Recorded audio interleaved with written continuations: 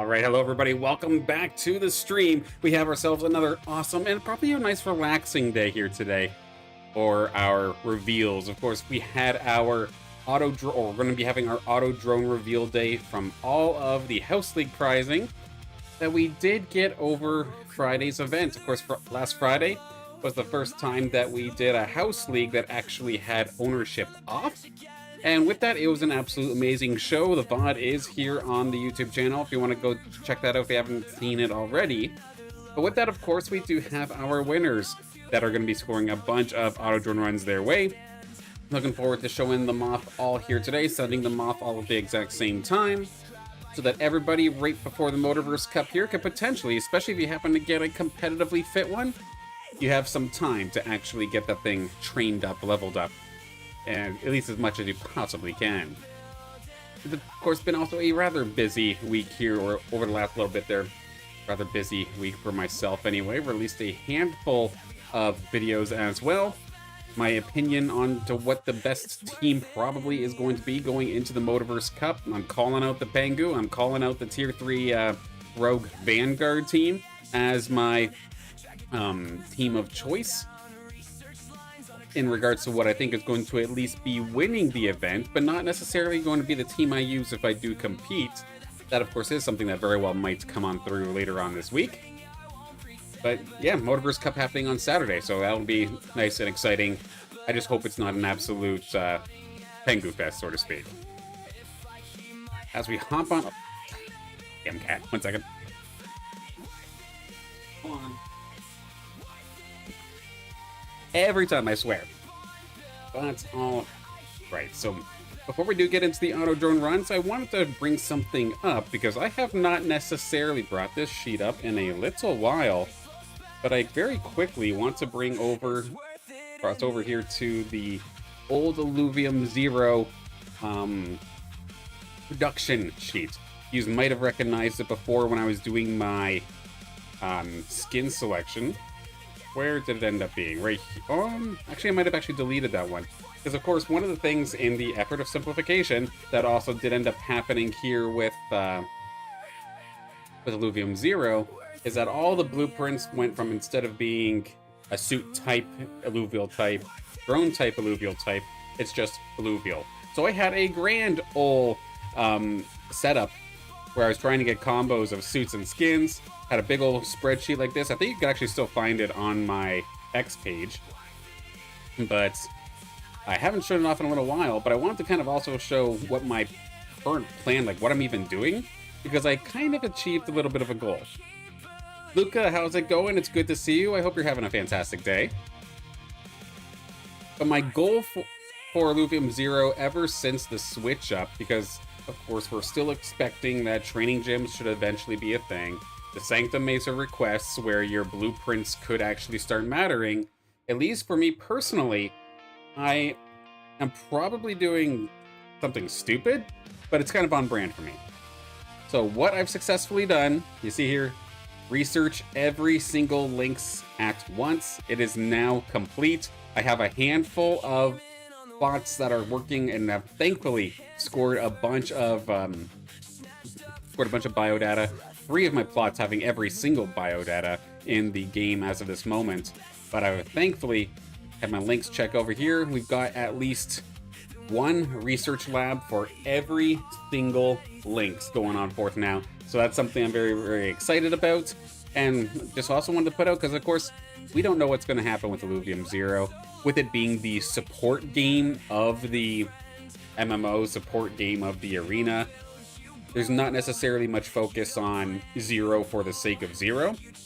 So, where things will go, I have no idea. I'm not going to even give or have any sort of say whatsoever whether I think it's worth getting into or anything right now. But, if the time does come where you need Lynx blueprints, you know who to find. I'm not just the Lynx admirer of sorts. Nope, I've got all the blueprints researching, and by the time they actually start having any sort of need, I might have some for you. So please do reach out if ever that does become the case. Now with that, I do want to, of course, announce as we are going to be getting into our auto drone runs here in just a second. do want to give the shout out that we are still going to be having a house league this week. Week number 7, ownership is back on. I'm going to call this one the Motorverse preseason testing, but basically it's your standard house league. Ownership's back on. The casual no ownership mode was a nice one-off, and we'll definitely bring it back, but it's not going to be the mainstay, so to speak. It's not going to be the main way of doing house league. I still believe in playing with your own Illuvials, training them yourselves, and growing your collection, and not just having the free ones the entire time. So we're back to ownership on. The registration page is now open. You can find that in the description of this stream or in the Discord. You can start getting all signed up. The one thing that's a little bit triggering, or not triggering, just unlucky, I guess I'll say here, is that Illuvium themselves, Friday at 3, so a half hour before House League starts, they're doing a game dev chat about Obelisk Rising, about the MMO. And I wish I could see that live, but of course I'll be working on the House League. We'll potentially go over all of that on another day. I mean, I plan on streaming Saturday for quite a while one way or another, so I'll probably go over it there while I'm in like queues or something, or while I'm waiting for the next match. Do something along those lines. I'm definitely interested. This would be the first time that they're out front talking about Obelisk Rising since the playtest closed, I believe. So excited to see where the game's at. Of course, there's plenty of leaks in the leaks discussion section of the Illuvium Discord. I personally don't go over it because I can only make a picture and a menu sound cool so many times before I start sounding like a sellout. So when I see actual announcements and whatnot, I get excited. And with a big talk like this, I definitely get excited. But without further ado, let's get moving here with our prizing. The AutoDrone is going to be coming on through. So first and foremost, let's bring it back over to the sheet one more time, where we do have our 8 winners that made it into the final table of sorts, the final matchup. We're going to be starting things off from the bottom, going on upward here. So Hollow Hype getting 8th, CFGD scoring 7th place. We then do have Zicoprico in 6th, Illuvium Hunter in 5th, Wolverine 777 Hype in 4th, Patch Tourist Hype in 3rd, Luca Atlas coming in 2nd, Luca right there in the chat as well. We'll definitely get to see yours live sometime soon here. And then Sota Hype, our winner from Friday's matchup. In terms of the charge drones, I don't have it set up, so it's okay. Thank you though. For next time, for sure. Equipment dying on me, but we'll make do. In terms of the pricing, it's just a mixture of charged auto drone runs and hyper auto drone runs, with the exception of Wolverine, where they had requested for the equivalent in Wave 5 discs. So that's been done, that's been sent, that part's all good. And Wolverine now just waiting on the Illuvium Beyond pricing from Illuvium themselves about the chests. Any of the gold chests, silver chests, or these Wave 5 discs, Illuvium will be sending themselves over to you. That request has already been submitted, and it should be coming on through within the next day or two, I would imagine. Granted, yes, it's Motorverse week, so it might be a little bit busy, but I imagine they're usually pretty quick with it. So I'm looking forward to that.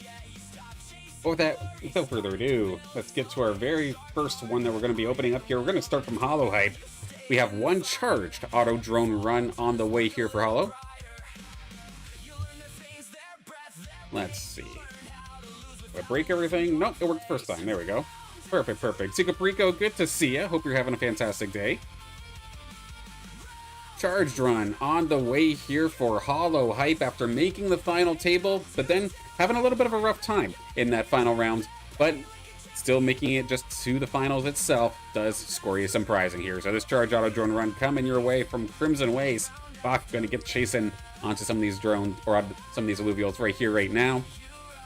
And the nice thing, of course, I say this every time we do one of these, but While the Hyper Auto Drone runs give you a better chance of evolutions, in terms of TPI, I think it's still basically anything goes, and if we see some purples, you know we're in for good company. Heck, even the blues sometimes could be good company, and it looks like that's what we're going to get in regards to the blues being the best here with this Nature Flish. At least it's got the Omega power. Going to be pulled up here for Hollow. A drop bear, the Coral going to be coming on through 36. Not a terrible TNT. Fry right down the middle, essentially. Little Archie coming on through, but probably a little bit worse for wear, just like the Caribou.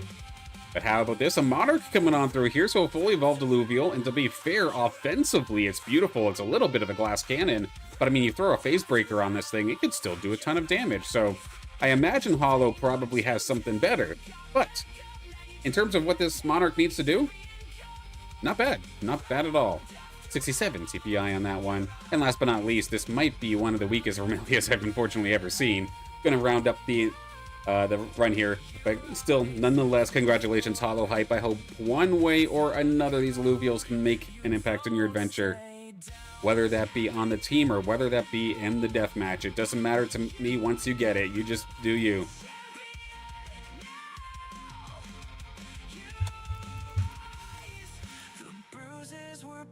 Alright. Let's get to documenting, get into the swing of things here.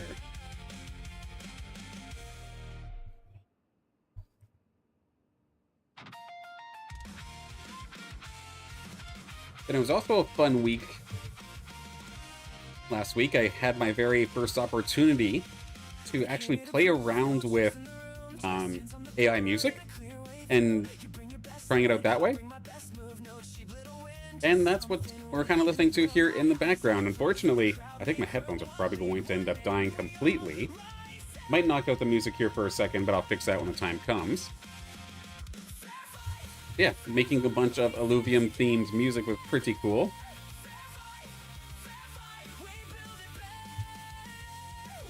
And it seems like for the most part, everybody has been like taking kindly to it as well. I was very worried that just because it was AI-based, that it would just immediately get kind of thrown in the trash and that I'd get trashed for even considering using such music. But everybody's been nice and positive about it, and I thank you all so much for that. As I say that, there does end up going the music here. I will fix that here in just a second. It's actually coming through my speakers now, so you'll probably hear it when I'm talking. I will absolutely fix that here in just a second. I just want to get this documented while it's on my mind. Get Hollow all situated first.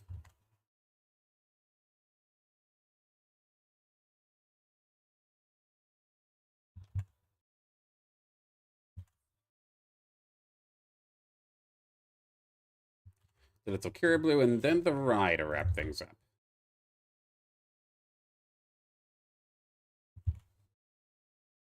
Okay, that part's all set up. Off to the ready data for the mass swapping.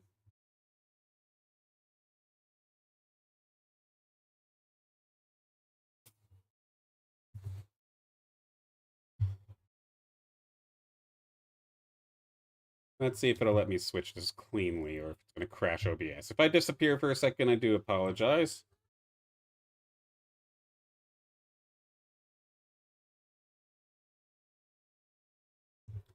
Okay, let's see if this works now. Wrong one. Looks like.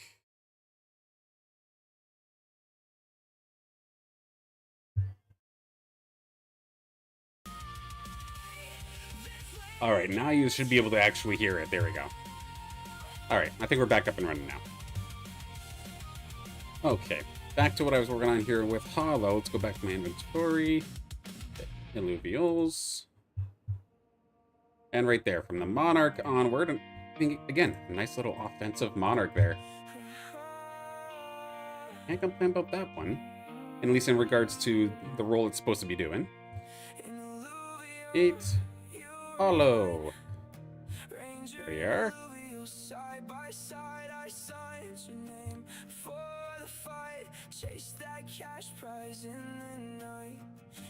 We'll get this working in just a second here.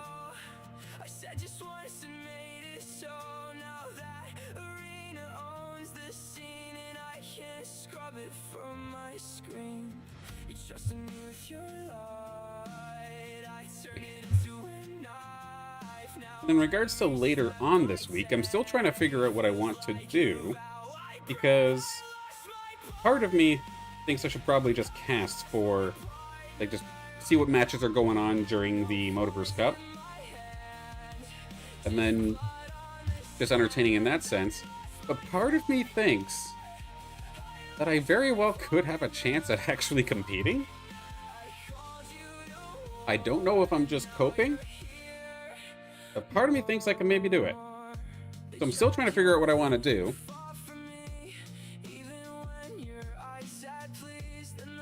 And once I know for sure, I'll gladly let you know. It definitely could be a fun time. I've not personally, I think, competed in a tournament since the Dreamers esports stuff back when that was still around. And that would have been prior to the Illuvium Pro League, so that's definitely been a little while. But in regards to Holo Hype, your Illuvials have been sent. Again, hope you have a fantastic time with them. Hope they have some sort of impact regardless of what it is that you're doing. Whether it be saving it for the deathmatch or finding a starting spot on your roster, would absolutely love to see it. And I thank you for competing, and congratulations once again on making the finals. Next one up we're going to be doing here is going to be CFGD.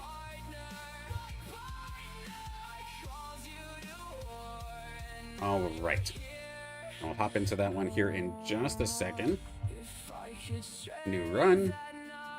Another charged run. Double checking here. Yep, a charged run coming here for CFGD. Best of luck for something big. Let's see if we can maybe find something a little bit more competitive TPI, regardless of the level. Let's potentially see that.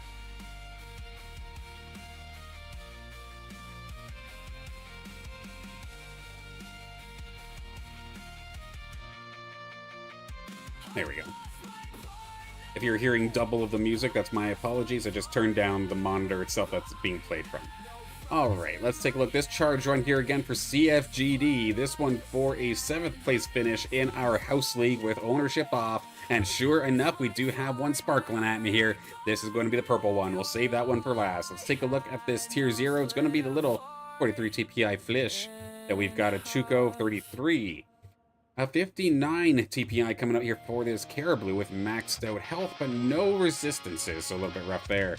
Lester Appon, a little bit of an all-arounder of sorts. A Gnarl coming on through, and to be honest, that's a pretty nice one. I don't know what it is about Gnarls here in our Host League AutoDrone opening streams, but we seem to find a ton of very strong Gnarls, and this one no different. It's just 1 point away from being perfect defensively. With the main stat it's missing being attack speed, that's not bad in the slightest. Nice little pickup here for your CFGD. Nice little Vermilia as well. It might be 65 TPI, but tank-wise, it's beautiful. Same thing with attack speed and attack damage. Not bad at all. And I lied, we're going to do this one right here, right now. And oh my, this one's going to be one for my heart here. That's going to be the Virtuous Lynx coming on through 80 TPI. With essentially almost perfect offenses, just missing the 1 point attack damage. And tank-wise, it's right down the middle. Nice pickup here, CFGD. And a little baby Lynx to add on here towards it. Granted, that might be one of the weaker Lynxes that we've seen in a little while, but still, that is a beautiful Virtuous Lynx. Congratulations, CFGD. Alright, let's get these ones sent off here to CFGD.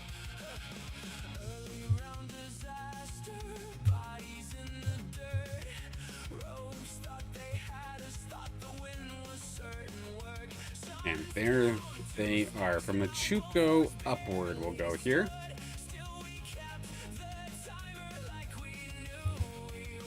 Steal the links first. Not literally steal, but you know what I mean. Grab the serial number for it first. Then the Chuko, the baby links.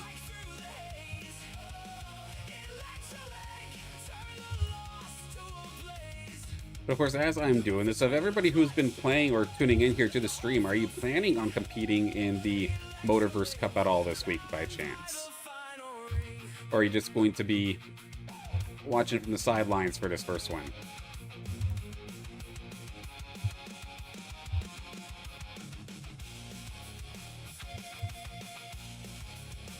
All right, let's wrap this one up here.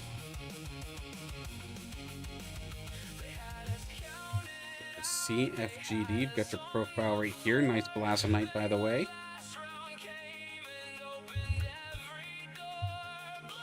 Refresh my inventory. My Illuvials, please. Too fast apparently. Let's try that again.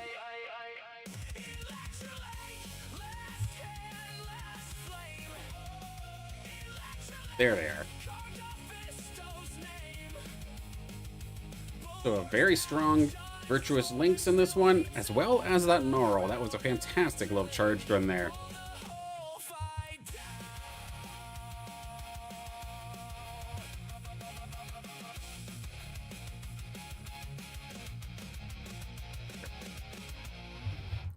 Double check, confirm, and send them off. Illuvials on the way here, CFGD.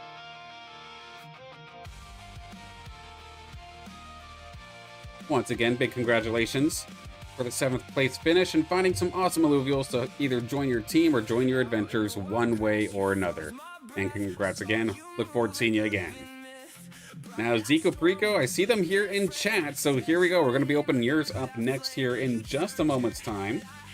Dr. Spoon, hello there. Hope you're having a fantastic day as well.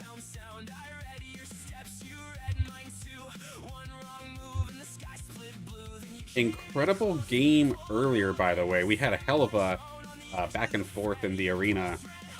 I think it was maybe about 3 hours ago. That was a fun game. All right, Zico Perico. There we are.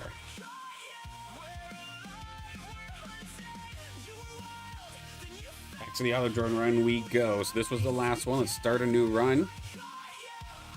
Double check again. So it is a charged AutoDrone run coming on through here for Zico Perico.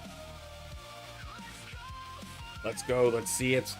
Let's see something purple or orange or red, whatever have you. Let's see something good. That Gnarl and that Lynx definitely setting the bar so far here with the craziest pulls that we've gotten so far.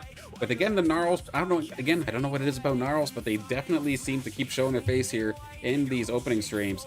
Skip the animation. Let's see. Do I have any sort of purple in this one? I think I'm seeing a lot of green and blue, unfortunately, here. But we could still find a secret strong one of sorts here. It might not be here in the tier 0 slot, but hell, it's a holo, so we'll absolutely take the holo. TPI might be a little bit weak, but it's shiny. That's a Greater Nature Valente coming your way. Little Tatofi coming on through, but does not have a Mega Power, unfortunately. The Gorilla has resistances and movement speed, but offensively a little bit lackluster here. The Tree Kangaroo this time by is going to have Omega Power, but that's basically it. An Exalted Monk here actually coming on through here with 61 TPI.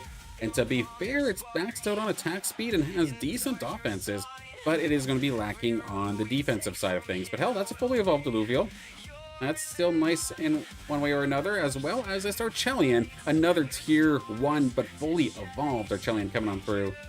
I imagine though Zico Perico does play a handful of corner comps. I imagine the Archelion's probably a staple. If not, this might be able to sneak in. Almost perfect defensively and a little bit of Omega Power. Not too bad. Hetty coming on through here as well. 62 TPI with maxed out HP. And last but not least here will be a Verminio coming on through with maxed out resistances. It might not be the flashiest of packs here, but there's still some solid ones in here. I hope one way or another here, Zico Perico, then you'll be able to find some sort of way to utilize these ones.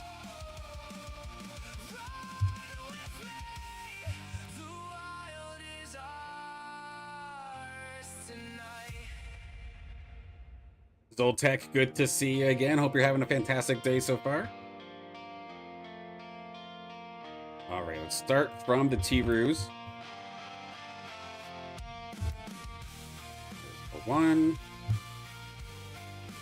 The Exalted Monk here. Very nice offensively. The little Tatofi.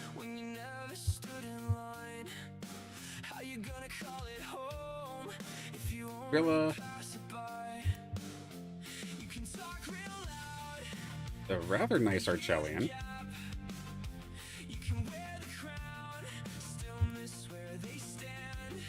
the hollow Greater Nature Valente.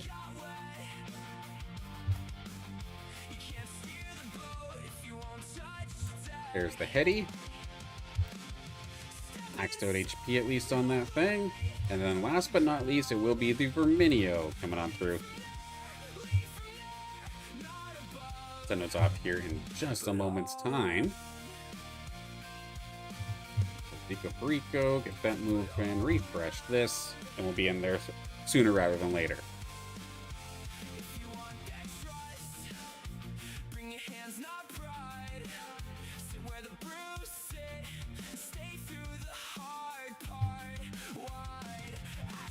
There they are.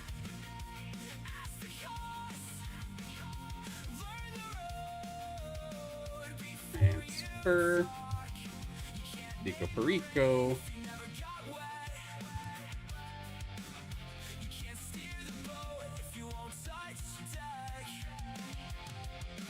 And off we go here. Illuvials shall be on the way here, Zico Perico, in just a moment's time. Again, one way or another, hope they can make an impact here for you. And one thing I will mention, again, big shoutouts to everybody in the Illuvium Discord over the last couple of days. We have seen an influx of new faces joining the Discord. Some of them being longtime players that we've seen in the arena for months at this point, but they're just kind of joining the Discord now. But a lot of them are brand new players, and I think that for the most part anyway, there's a handful of people that are obviously going to be the exception. But everybody for the most part has been very, very helpful at getting the newcomers kind of situated and understanding kind of what they're getting into, and kind of getting the idea into their head that, well, this tournament is extremely exciting. Picking up the game here this week and then trying or learning it for the first time this week and then competing, it's going to be hard. But there's been a lot of people that have been assisting, answering a bunch of questions. Heck, some people even going as far as giving Illuvials to some of these newer players. So again, big thank you to everybody just trying their damnedest to make Illuvium as welcoming of a place as possible. While there's a bunch of people that are always going to be the exception, for the most part, I'm happy to see that everybody has been essentially awesome to everybody. Next up this time by for Illuvium Hunter. They were able to score 5th place in the finals, and that 5th place mark is where the hyper AutoDrone runs start to show up. So we'll see how this one goes here for Illuvium Hunter. Again, with the hyper AutoDrone runs, the rarity is a little bit higher in regards to tier, and then in regards to evolutions, but it does not necessarily guarantee TPI. So even still, we could end up with a bunch of blues or lower, or we can find an absolute beautiful fighting fit Illuvial. Let's take a look here this time by here for Illuvium Hunter. What are they going to end up scoring here this time by? It looks like a handful of blues. We're going to start off with this tier 0 slot where the 61 TPI Valente is going to start us off.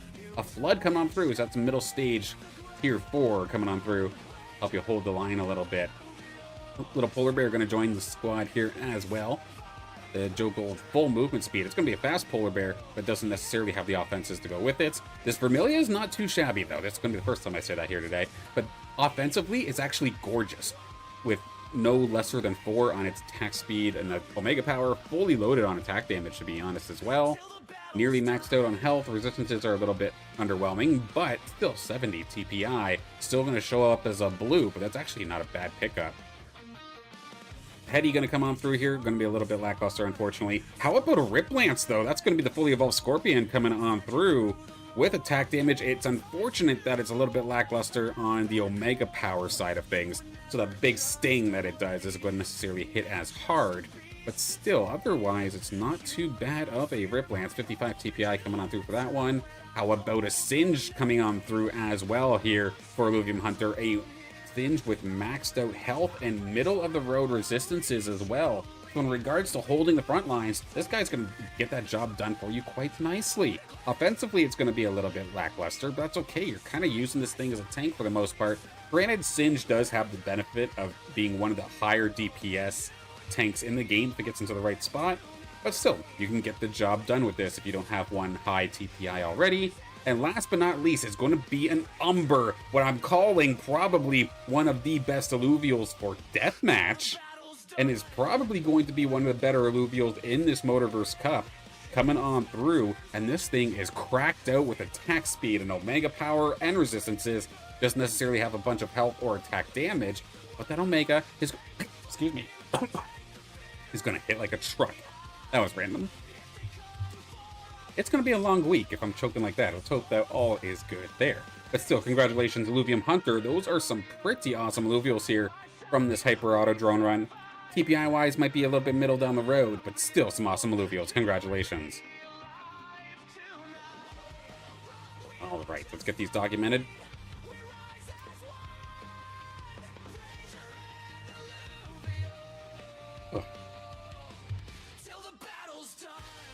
All right, there they are from the Jokol onward. I'll start recording that one.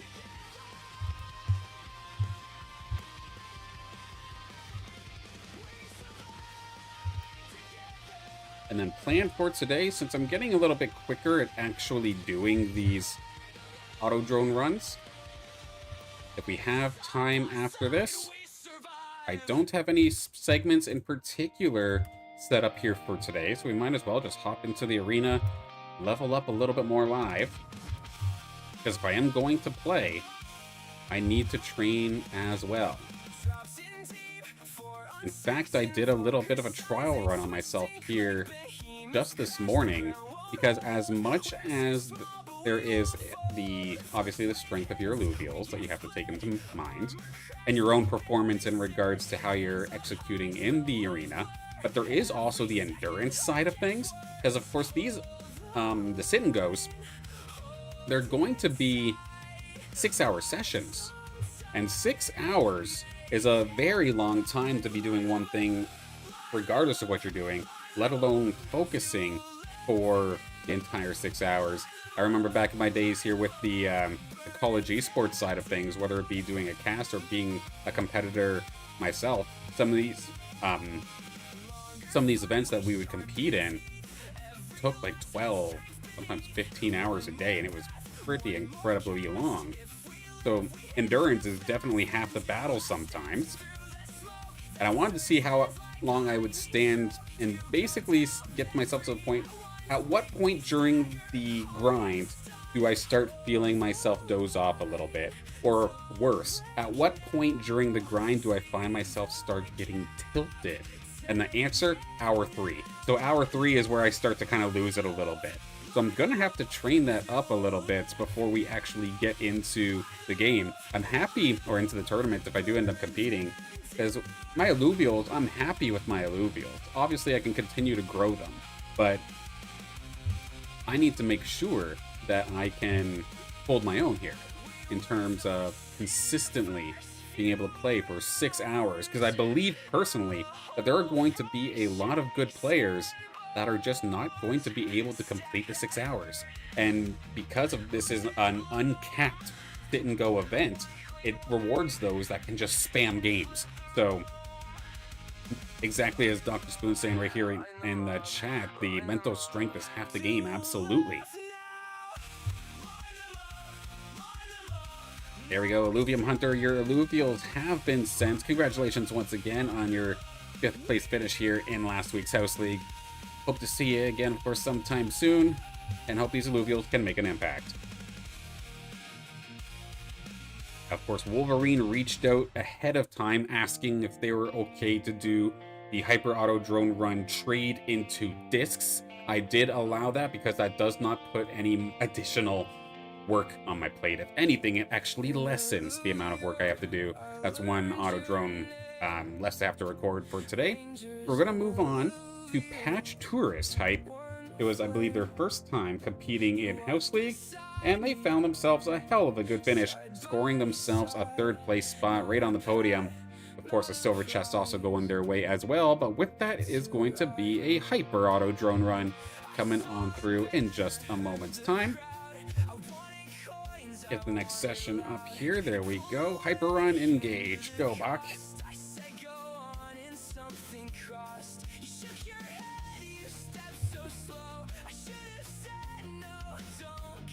Crystal Shore is going to be the region we're going to this time by.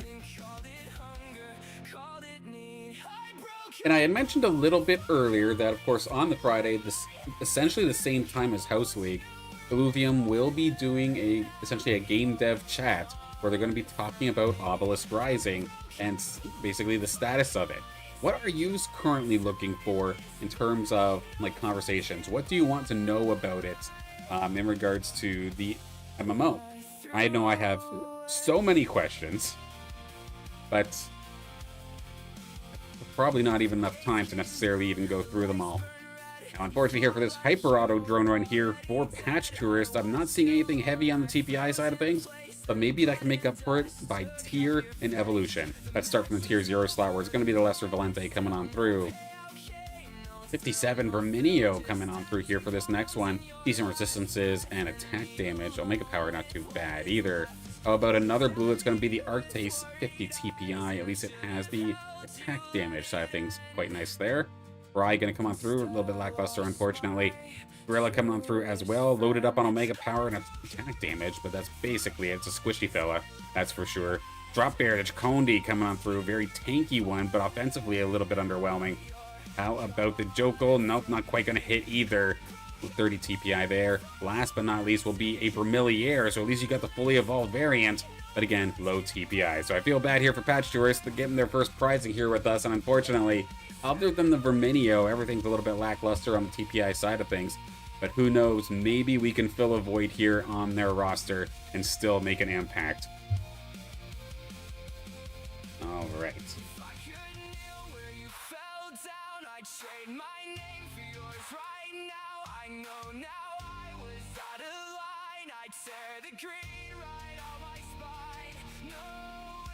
From the Vermiliere upward this time.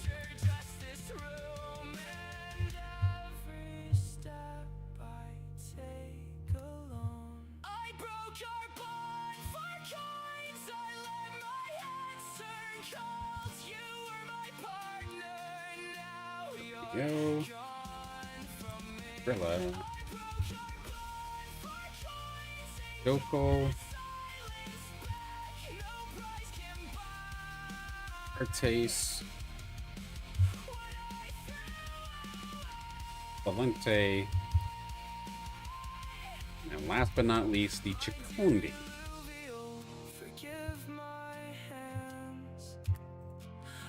Oh, okay. Do I have Patch Tourist on my bar? I don't think so.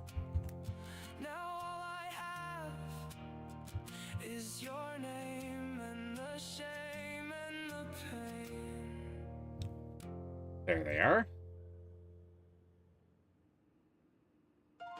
And confirm by the Illuvitar. I've been seeing Patch Tourist on the ranked ladder a handful of times, even just this morning.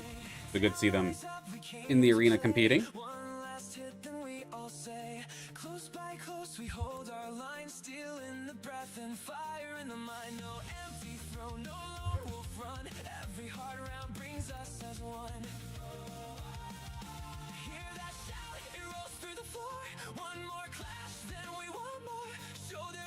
There they are.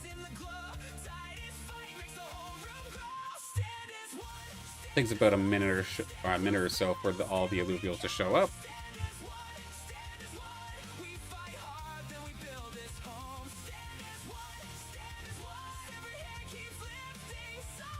All right, and off they go.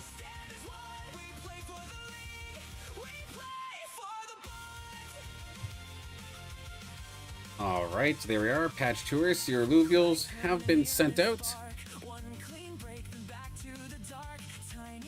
Thank you once again for competing. I hope you had a fun time. And congratulations on your third place finish here in the Ownership Off House League. Look forward to having you in here again sometime soon, as long as you're willing.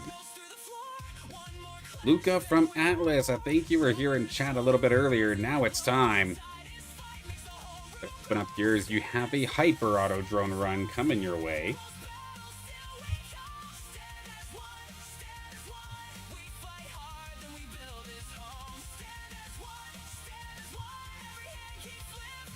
All right.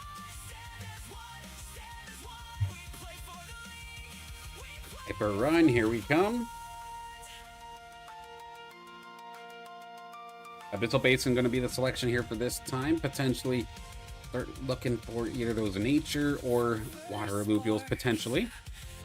Of course, not a guarantee that's how it's going to be, but of course every region does have certain types that are a little bit better chance than others. And did I see 2 or 1 purple? I think that was 1 purple, so we are going to get a relatively feisty TPI alluvial here. Let's start from the tier 0 slot, where we're going to see an exalted Earth Grotto, which, at least just for the sake of collection, might be able to help fill a void. TPI wise, yeah, it's going to be a little bit rough, but I know with a lot of players anyway, trying to level up their ranger, the tier 0s are kind of biting them. So if Luca, if you're in that kind of position, well, maybe you just got the opportunity to up the average of your team to potentially even level up your ranger. There we go. 68 TPI coming over here for this Verminio. Nice attack damage and attack speed resistances as well. Not too bad. This Flood's pretty cool as well, loaded up with HP. Couple of additional stats as well to go towards its Omega, so that worked out quite nicely. Little lesser Gorilla, maxed out on attack speed, but doesn't necessarily have the damage to kind of go with it. The Heady's a little bit lackluster, but it's okay. Ace this time has a bunch of attack speed, middle of the road offenses otherwise, and decent resistances here as well. A Rake is going to come on through, nearly maxed out on attack damage and resistances, but how about that sparkly purple one we see here in the top left corner? That one's going to actually be a Fern Knight coming on through, a rather nice one at that. 75 TPI, loaded up offensively, attack speed's maxed with attack damage and Omega power and resistances short to follow. A little bit low on the HP side of things. However, keep this thing nice and safe and it will do absolute work. Congratulations on your Illuvials here, Luca.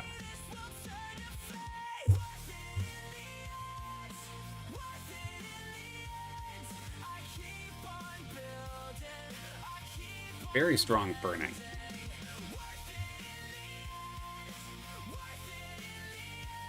Okay, from the Rake onward.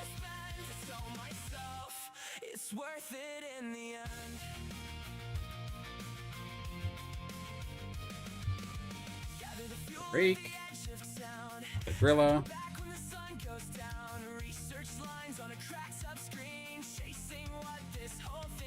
Rocco,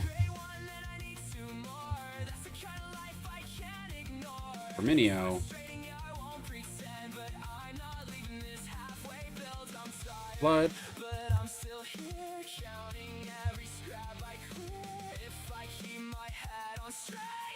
Ace,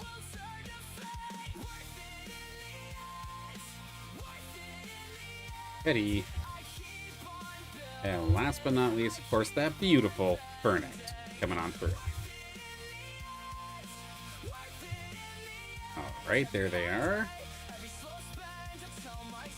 Let's see, Luca, do I have you on here by chance? Not in my folder, but that's okay.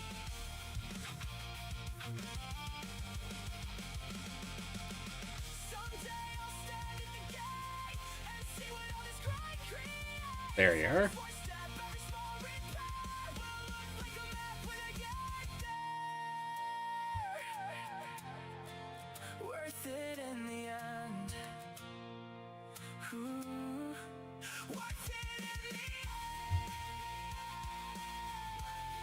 There it is.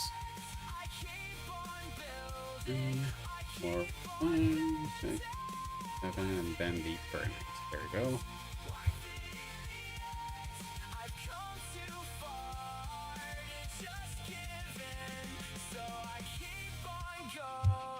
Perfect. All right, Luca, your Illuvials are on the way. Has been sent. All is good. Once again, congratulations on your second place finish in the Ownership Off House League. Hope you had fun with it, and congrats again on your awesome new Illuvials.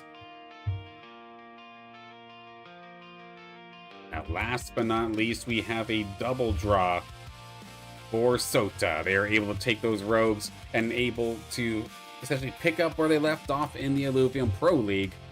and with that, they're going to be scoring first, which in turn is not only just giving them the gold chest from the Illuvium Beyond rewards from Illuvium themselves, but the hyper and charged auto drone run is going to be coming your way here as well. We'll open them both back to back, or open them, rather, we'll open one, document it, open the other, document it, then send them all in one go. And we'll start off with the charged one.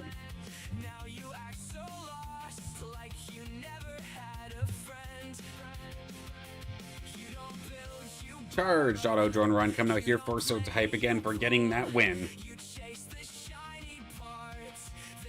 Let's see where to go. This time by is going to be Abyssal Basin once again.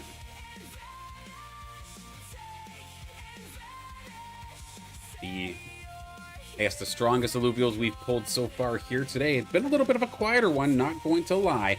But with that Gnarl we saw earlier, and then we did see that Fern that just went on over to Luca. So there have been some good things. And we might have ourselves another one here. I see one glowing up in the top left-hand corner here for Sota. Let's take a look at that here in just a second. Kind of skim through the rest of these here. Overall, a lot of low TPI, unfortunately, here in this charged run. Pure Dulocks, I mean, cool, but a low TPI on that as well. Not a bad Caribou, though, loaded up with resistances and health, as well as some attack damage. But the one we're mainly looking for here is this purple guy up in the top left-hand corner, which is going to be a very, very nice little heady. Maxed out defensively, which as a tank, that's exactly what you want. And nearly maxed out on Omega Power, so that little damage over time effect that the heady can give is going to be essentially at max damage. So, not a bad little guy. Not the craziest of runs, but still a pretty cool one, especially with that heady.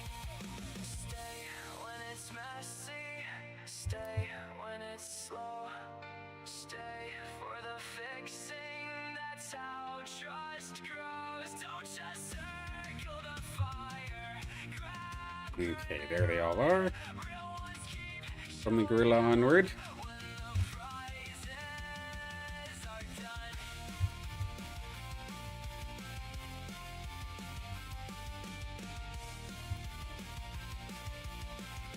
Here we go.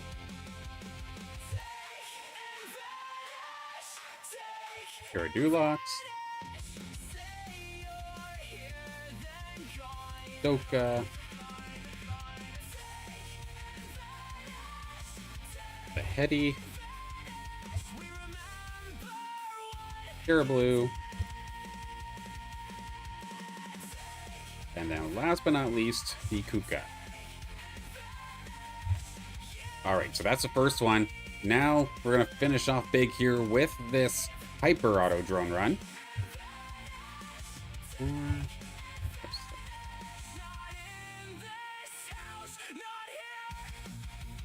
Alright.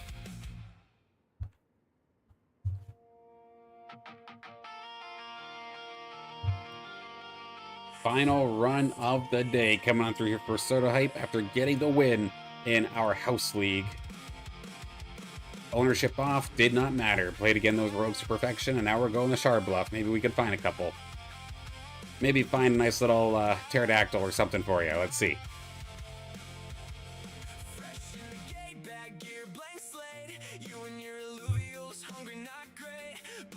And in terms of TPI this time, how many did we just see there? Okay. There is a lot of blue, and then one purple in the bottom left. So finally, starting to see the purples at the very end here. And even in the tier 0 slot, we do see a blue. What is it going to be? It's going to be a lesser Rift Graco coming on through with max resistances. Not too bad. Verminio going to come on through. Let's take a look and speed through some of these green ones. It is going to essentially be the Lura, the Chuko, all below 50, unfortunately, here. But now we have a couple of blues. Let's take a look and see what we get. The Gorilla, I was making a joke about the Rogues. Well, there's one of them. That's going to be loaded out on Omega Power. How about another Fernite coming on through? And defensively, very sound. Offensively, but middle down the road, not too bad. How about this Mammoth coming on through? That is a fully evolved Mammoth.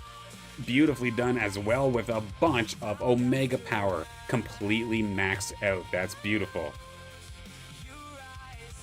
And then right before we open this last one here, I'm a fishy in the chat.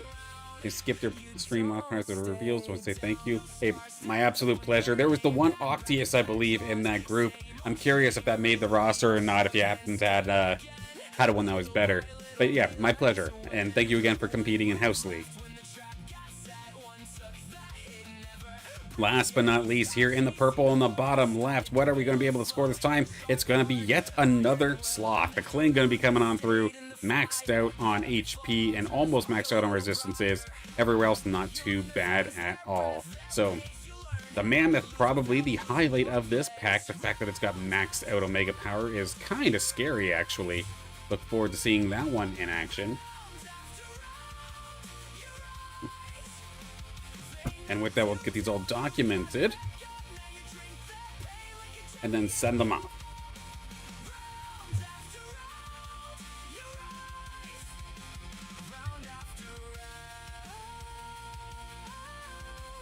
Okay, so the Kuko was the start of the last one. We'll start here with the Grilla. The Octius was really cool. That's awesome. I'm thankful. A nice run, a sweet Kling. Absolutely, that was a nice one. 75 TPI on that one.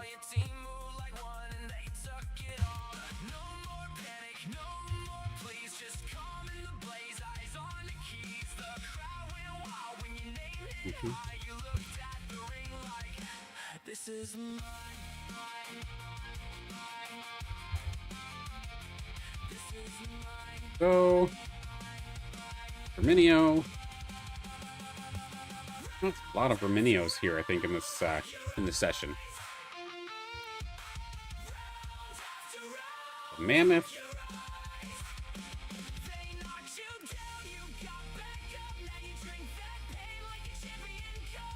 And lastly, the Flame. There we go. Yep, okay, we're all accounted for. Perfect.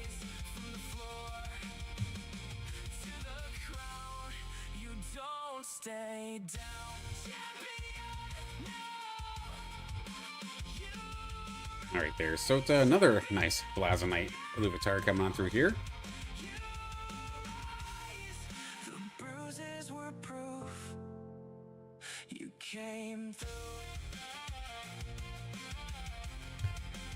Should have some Illuvials popping up here in just a second, hopefully. There we are.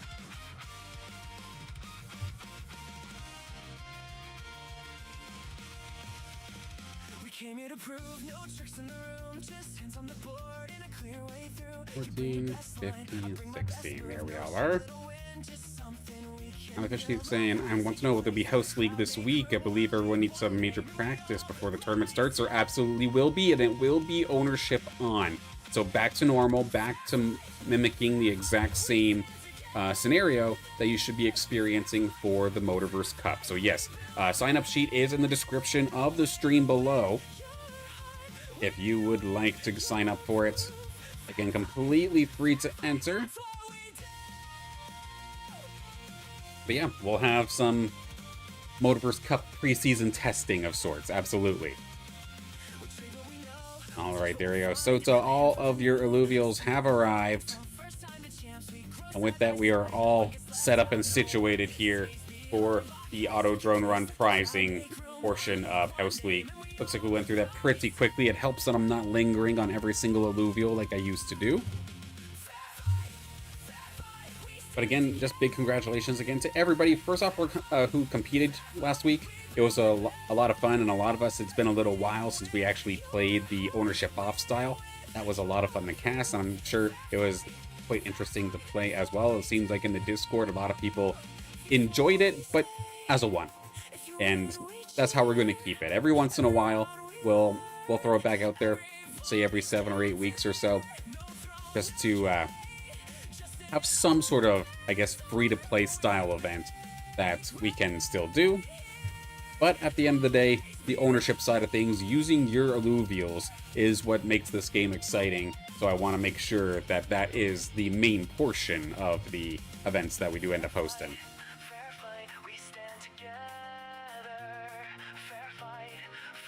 Alright, so since we're actually a little bit quicker than normal. I do have some time to hop into the arena myself. And we're just going to be chilling, trying to level up some Illuvials.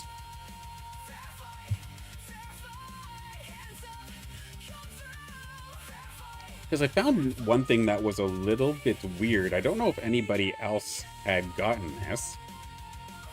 Hop into the game here, let's see.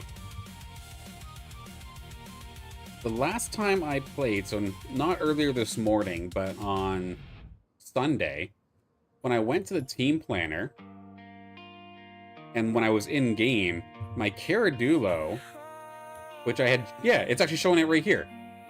It's showing as level 61. When I show it on the website, it says it's level 61. I feel like I just leveled this thing to 60 not long ago, so I'd be very surprised if I put in enough experience to allow for it to go from 60 to 61 already. Because then even today, when I was in game, I went back and checked it. It was level 60. So what is happening? It's bouncing between 60 and 61. I found that a little bit interesting. I mean, if I did end up leveling it up that quick, then heck yeah, sweet. But I was very, very taken aback of sorts here. All right, let's hop into our first game of the day. We probably have enough here for 2, maybe 3 if we're lucky. Going to Crystal Shores for the fusion style. And we've got a mixture of veterans alongside, I believe, 1 or 2 newcomers. I've seen Mamone a lot here, though, so I'm not going to necessarily call them a newcomer per se, but William is somebody that I've been talking to over the last couple of days. They joined us on Friday's stream for the first time, so good to see them there. They were asking a bunch about how, like, what team you should be going into. And of course, given the current landscape of the game, I did recommend Rogue Vanguards, even though it pains my soul a little bit. Because, yeah, Vanguards, there's something special, to say the least, right now, and I don't mean that in a good way. Because as it stands right now, like, I don't get angry, like, I don't rage too much at the game. But granted, it was around hour 3, like I was talking about before, where my stamina starts to take a hit. And I had a team that had, I think I was playing up against Nariba. And I had a team that was around this similar level to what they had. So it's not like I was just being diffed by levels. But the had Afisto, Dualef, Titanor, and what else did I have? I can't remember, but I remember having a bunch of tier 5s actually fully evolved. And my team got murdered by a stab-in, so not even the slash-in, just the middle stage evolution. And that rogue team, and I nearly just crashed out to the point where I think I actually went on the Discord, posted a video, and said, like, okay, screw this game kind of thing, which I don't normally end up doing. But I was definitely frustrated after that one, to say the least. Okay, up against Bond Daddy Ratty. We'll take a look again here with who we've got in this lobby as of this moment.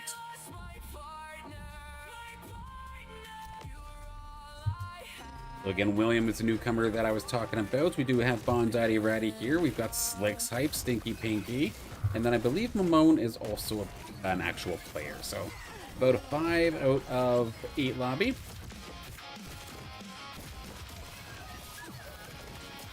Bond Daddy Ratty's Lynx is going to be able to take care of mine. Of course, a rather nice looking Lynx, not going to lie. Level 60, almost maxed out. We have a couple of options that we could potentially go for here. I don't mind Ripple Flail as an option. And there you go, William. If you're working on trying to do Rogue Vanguard, well, you've picked the right weapon. And we do have Slicks looking to potentially do the same. Bond Daddy Ratty's got one of the Scion weapons.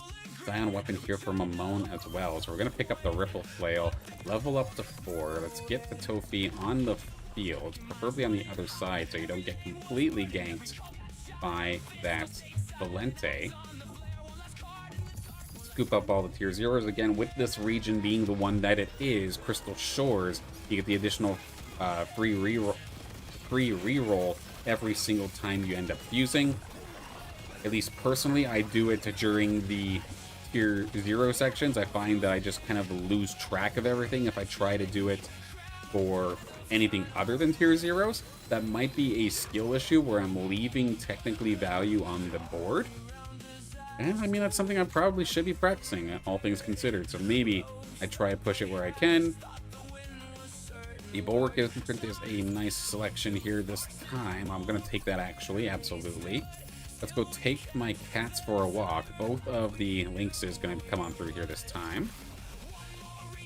Move my drone out of the way as we go up against Slicks. They do have a handful of decent-looking fighters, it looks like. Archie, I'm definitely going to need here. And then with this, I mean, there was a little bit of a joke happening in the Discord earlier today where I believe it was Carl was telling me to stop playing rogues, like try something different, because I played them, I believe it was either 2 or 3 times, and they played the same version of me over and over again because I was power leveling, right? And like, oh, play something different. Like, you won't, and I'm contesting them and whatnot, just playfully, of course. But with the current setup that we do have, we could very well pivot a little bit outside of just a traditional Sylen-based composition. I'm curious as to where we can end up going with it. It depends on what kind of augments and how quickly and easily I can find the Archos. There we go, William Zen coming on through here in a second. Starting to get a couple levels here on these Illuvials. Perfect, that's what we like to see. If I do recall correctly, they would have just gotten their own Illuvials, potentially even just today. So getting the reps in, getting leveled up as quick as possible. A couple of those were already in the double digits, so that's good to see.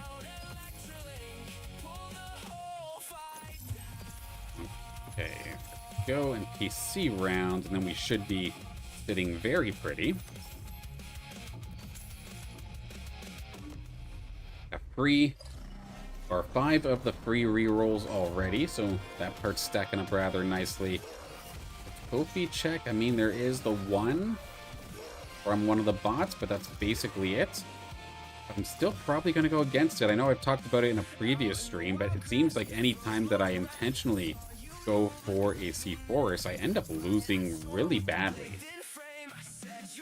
Just end up falling too far behind, so to speak. Let's see. I like this one in particular. We'll pick up the resistances. How about some Omega Power, the shield into Omega Power? That could potentially work.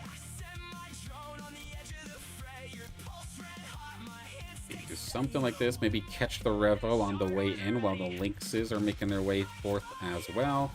Synergy crate, potentially. Another Bulwark chip I'll gladly accept. Regardless of which build I end up going, I tend to hover around 3 Bulwarks. So if I'm able to find the 2 chips, just means I get 5 Bulwarks when I normally would not. I used to go for 5 Bulwarks basically every single time without question. But I'm finding that rogues are just blowing me up anyway, regardless of how many Bulwarks I actually have. So I might as well just add more firepower. And the Ranger clutched this out, though. Mamone making it very, very tough. But as the empowered shots come through, wow, that Flish actually hung on by a thread. 23 HP. Nice win. Okay, one of my later carry Scions are coming on through here. The Alfie is here. A very odd spot, to say the least. Let's trade some of my Illuvials up. So, something. This potentially.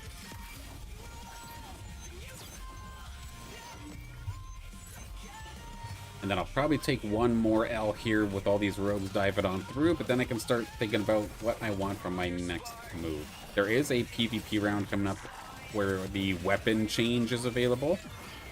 Part of me wants to look and see if I can actually score a Scion weapon and make the change there, considering, like, I found Alfie, for instance.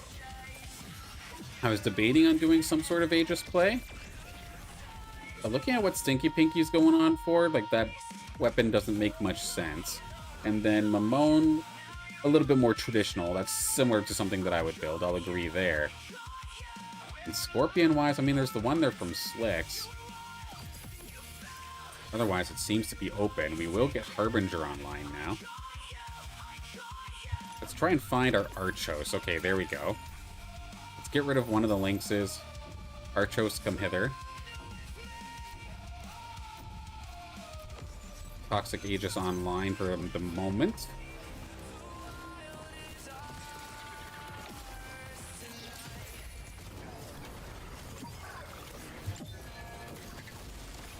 And since Aegis is online, I mean, I want to get the Caradulo. You know what? I think we still do the Toxic Aegis style, all things considered. Oh, but then it's going to tease me with Emberling Rod.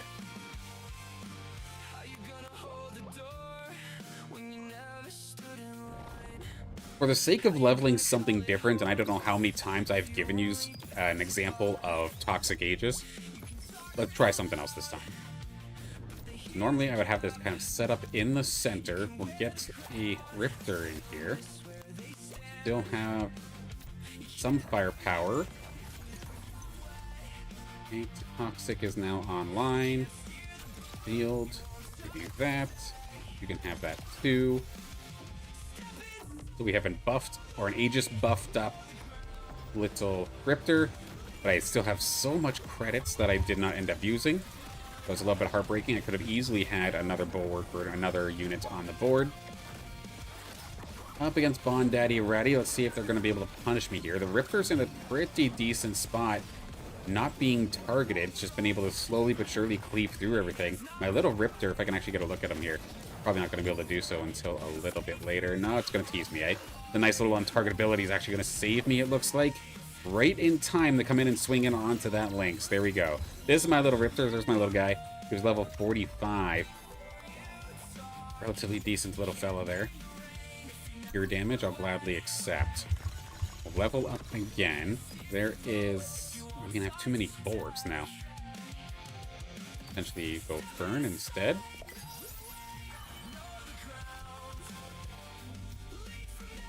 Something like that. I'll add on the Cling for a second, but probably going to swap them out. And now that we're here at level 7, of course, that's the best possible time to hit Little Rifters. And as of right now, I don't see anybody actually with them. We do need the other Aegis unit as well. We do end up finding a Twine, so even though Bulwark-wise I have an abundance, that's just more reflective damage, I suppose, in this instance. Is there any Umbers in play? Or is there the potential for it? Just from the bot. Okay, so I'm actually going to go for the Resonating Pulse Reactor. Okay, finding the Deer line is a nice little find. Let's give this to you. Something like this so you have an additional shield on top of all that as well. I like that idea. Fern, come on through. Actually going up to Fern Knight already. That's kind of crazy. Twine online. Open to find Riptorus. Not going to be able to do so. But finding the Adorito, finding the Crunk. Lots of tank lines. My old habits of the Illuvials I'm picking up is just kind of biting me, I feel like. Do I need the Illuvials I have? Not necessarily, but am I happy to see them? I'll gladly accept. Maybe even potentially going up to level 8 here. One more time check on the Scorpions. I don't see any right now. Stinky Pinky has the one right there, but it's just the little guy. So again, optimally, should be able to get this done.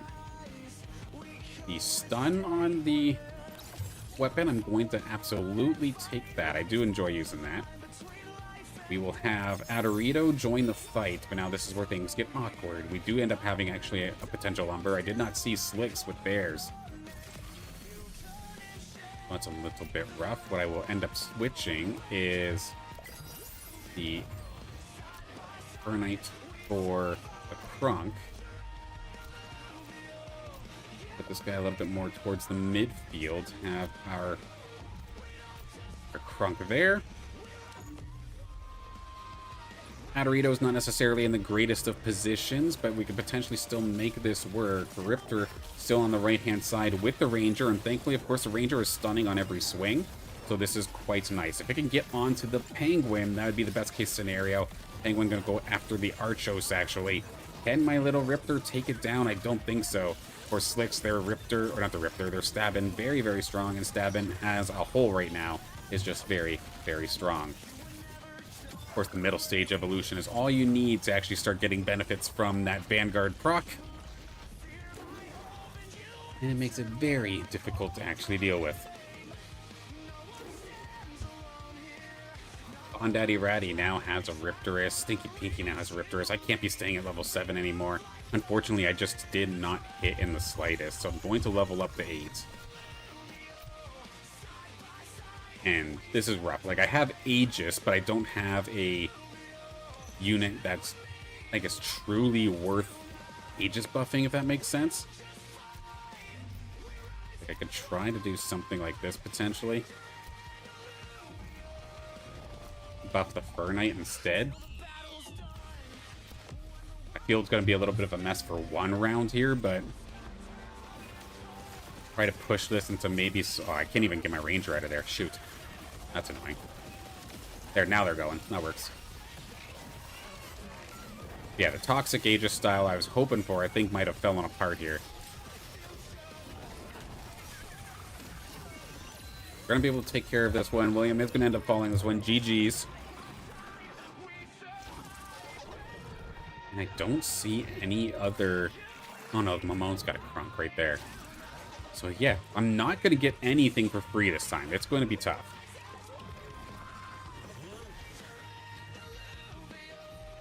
And another Alfie, 2 foes. This could be a pivot opportunity. Instead of going for...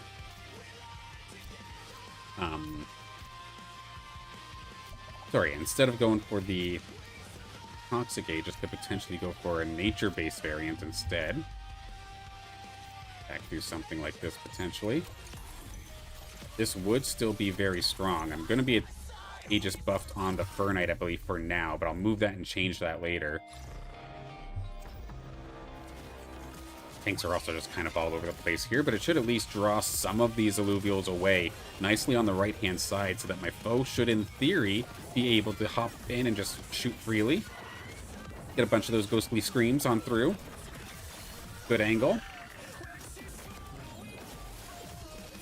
And this works out. My foe does not get a lot of airtime, so I'm happy to give them a little bit of time here. Still only 37. Maybe that's how we do this. I do now also have Sinolf here. How do I want to do this here? In theory, it'd be kind of set up kinda like that. I hope by doing that, I'm potentially giving the Aegis buff over here. Save up on this NPC round, go for another level here. Try to at least get to level 9 before I really start looking for foe. One more nature. Gonna give me the Aqua Blaster now, but I'm kind of committed in onto this Aegis style. Level 8. Give the nature buff over to my Caradulo, potentially. Okay, so like so. Make a little bit of room over here so I can throw Sinolf in there. Does this team comp make sense? Absolutely not, but hell, we're running it anyway. At the very least, this is a cool little level up opportunity. Don't get that to happen too often here. And then with the 10 free rerolls, he's going into this next round. I can maybe try and take a crack at Forest. Maybe even more. Going up against Bondaddy Ratty right now, but I want to check out this setup here. Stinky Pinky does have Forest for themselves. Does anybody else? No, it does not look like it. How does their bench look? No, they don't have any room for forwards, actually. So, if I wanted to, I could all in trying to get Phosphorus with Aegis buff. Did I do this in a very clumsy manner? 100%. But it could still be possible. I've got maybe 2 lives left in me here too as well. The attack speed's a nice little change, potentially. Yeah, let's do the attack speed. And now, yeah, we're going to look for foe. We're going to look for Hetty. Probably the wisest choice.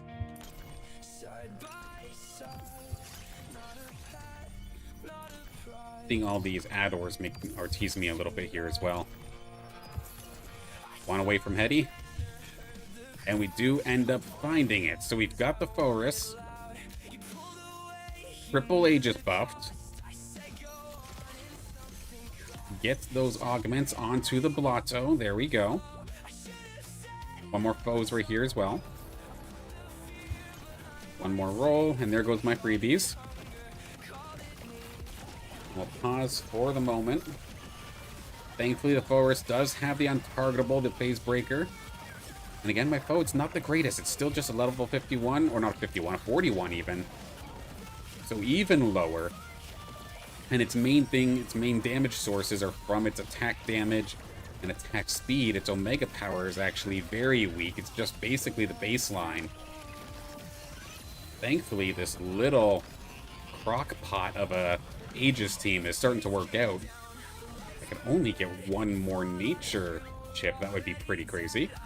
Squawk, hello there. Good to see you. Hope you're having a great day.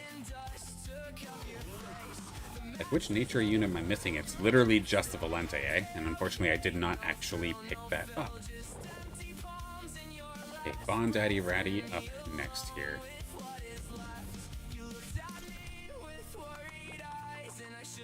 Any other foe? Oh, we're kind of racing here, aren't we? Frick. I do not like that. Did not want to see that. It does not seem like it's looking like it's gonna work.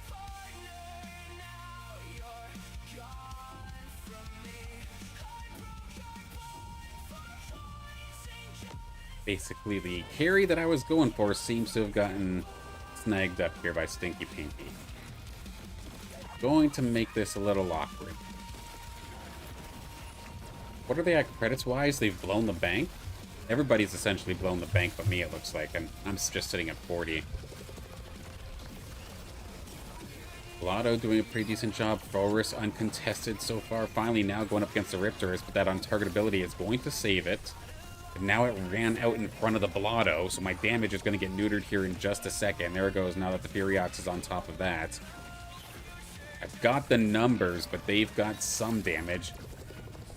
All of my Sinolf beams have been essentially just going into that geyser over and over and over again, finding absolutely zero value. Gonna come down to overtime. Pulses, can the numbers at least get the Furiox off the board? Sure enough, it is gonna be able to. One more time, gonna check here with Stinky Pinky. They have no others, so I feel like I have to catch up. I have to all in. But in terms of carry, I'm not actually 100% sure which one I should necessarily shoot for.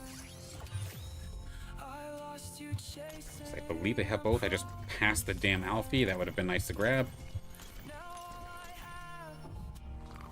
And yeah, we've got the one here.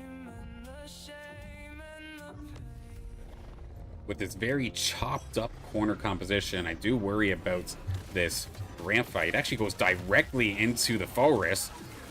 It is going to be able to still get its Omega off, but it's going to essentially get popped as soon as that happens. But trying to deal with this damn Penguin, again, doesn't need to be fully evolved. It's Penguin. It's going to do Pengu things and do still super effective damage regardless of what type it is, basically.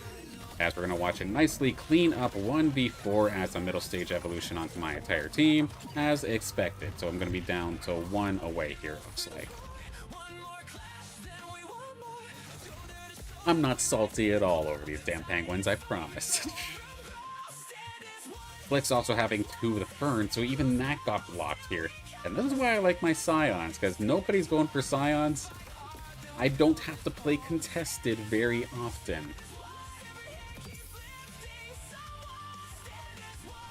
Huh.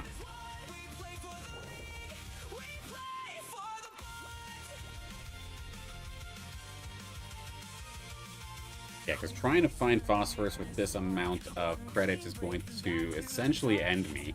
I'm going to have to randomly pivot on into a Duelef because it seems like it's the only carry that I can properly hit. Huh.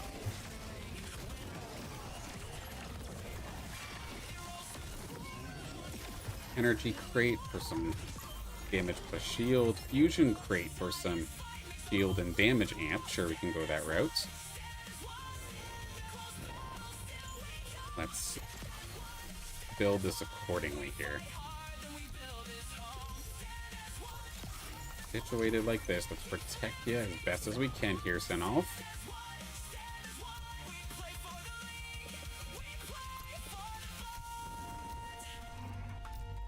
And I'm so slow that I'm probably not even going to get a chance to get Duelef.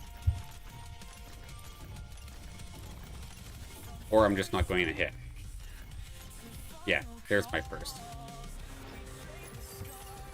I've got it now, but I have to actually survive this round. Am I going to be playing more games this stream? I'm going to do at least one more. Yep. Absolutely.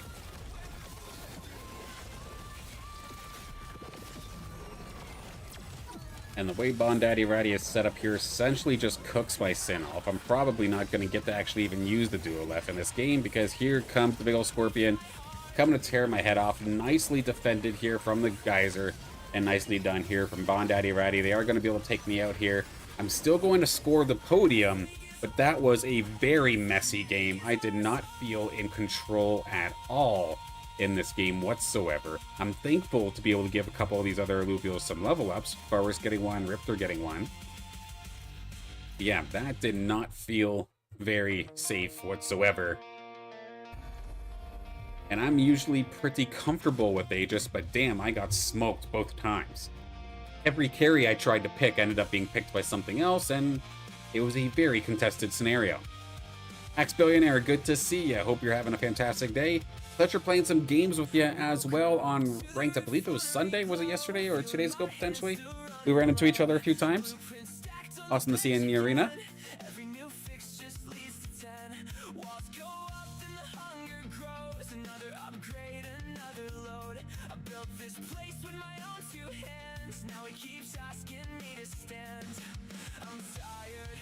Yeah, I'm looking forward to this weekend still. Whether it be playing, whether it be casting, I'm still looking forward to the start of the Motorverse Cup here.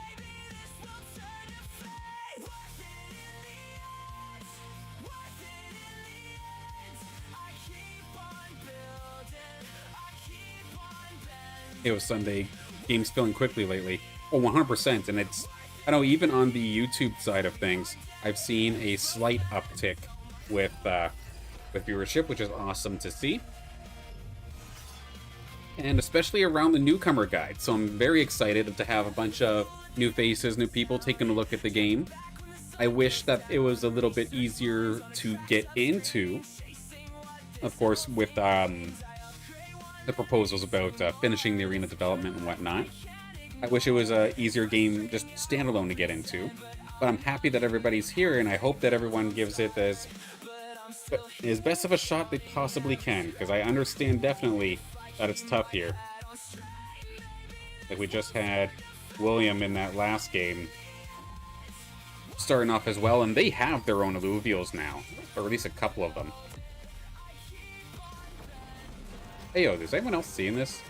Did my Grocko turn into a furry for a second?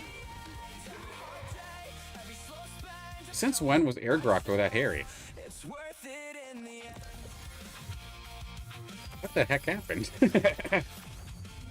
It looks like it has a Quink's tail.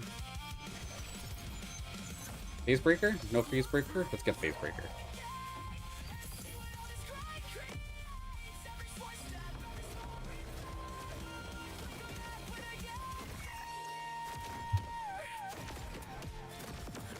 Yeah, the one thing that seems to be catching a lot of people off guard, though, because I know or I'm obviously relatively new to the Web3 gaming space, but I'm not new to pay-to-win game kind of mechanics.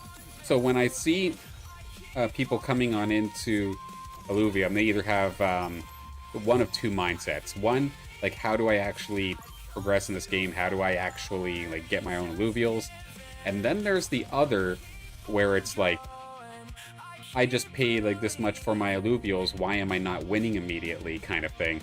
It's a very interesting kind of mindset, because even though you could have the most godlike Illuvials, you still got to put levels into them, or at least have somebody else put levels into them for you. And that's why I respect the hell out of what Fox Spirit's doing, and like other players like them, where they've been essentially grinding games whenever they're awake, and will have multiple teams. I believe I saw Fox post in the Discord that they have their own team, but they have yet another team that they rent out to people, and then everybody doing that, or even some of our regulars that we see in the arena all the time, but aren't maybe necessarily looking for the competitive side of things, so they'll rent out their team to a competitor. It's an interesting system, to say the least. Now, Halcyon Sea being the region this time by where your credits are going to get, or your credits from win and loss streaks are going to be doubled. So I kind of have to choose quickly what kind of style do I actually want to go for with. 9 times out of 10, it's me getting beaten up early and then making the comeback late. The thing is, I don't want to fluctuate from that too much, otherwise I'm going to miss out on those extra credits. They should make the website more user-friendly as well, 100%. I've seen that a lot of people were having issues or confusion going through the Illuvidex, trying to find everything. And the crazy part is, the Illuvidex just got an upgrade, too. Like, it's not like it's an old site. No, that site's probably like a month or two old at this point. It kind of got updated alongside the ZK-EVM migration. So that's still brand new, essentially, and just still so hard to use. Now, I don't know about you, but I am feeling a little bit of lag here in this one. I'm hoping that it subsides.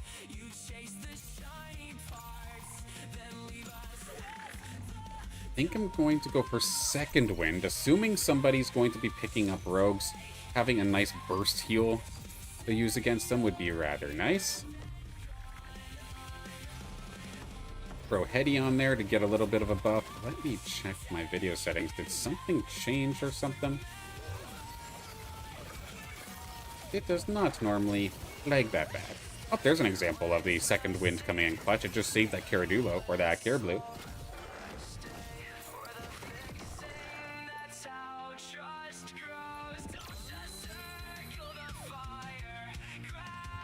Yeah, I have no idea why it's choppy this time.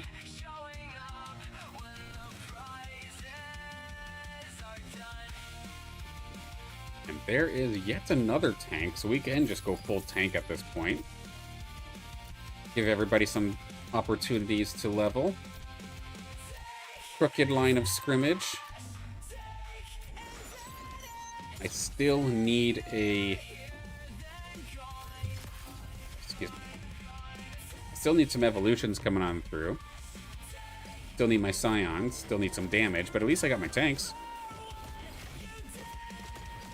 Hello, Sota. Good to see you. You can give all the Illuvials except Tier 4 and the Cling to the newcomers collection if you'd like. I've already sent the Illuvials, so if you want to send them off, they're in your collection as of this moment. So I definitely thank you.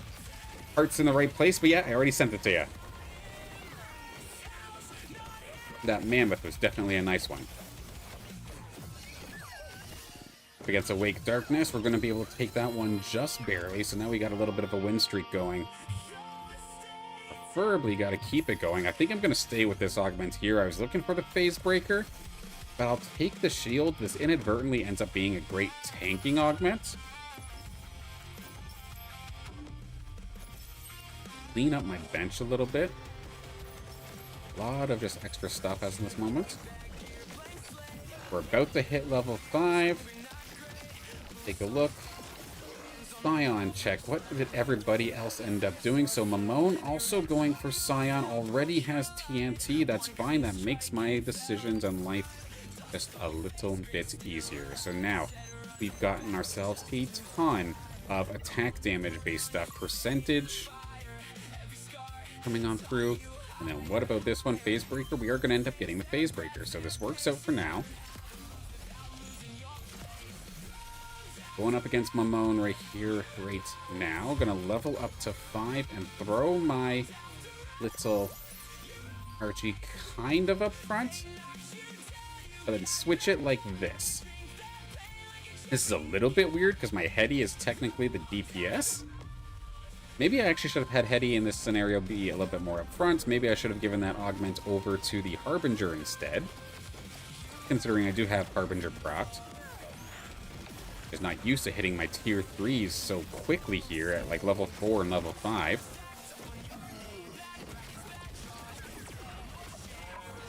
And just by pure tankiness, we're going to be able to take this down. And then, of course, with them all grouped up, that Emberling Rod's going to do some nice work there in the corner. So we will clean up. Holy moly. Apologies if you hear my kids going absolutely crazy. Apparently, it's soccer time in the house. There's Axe Billionaire. Rogue's coming on forth as I would imagine.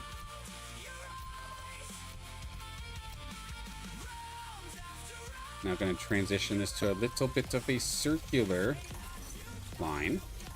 Or circular line, that makes perfect sense. We're truly going to set ourselves up with a bunker of sorts. And then we can get our other... Where did Alfie come from? Why am I finding my higher tier stuff so quickly, but I can't even find my Caradulo?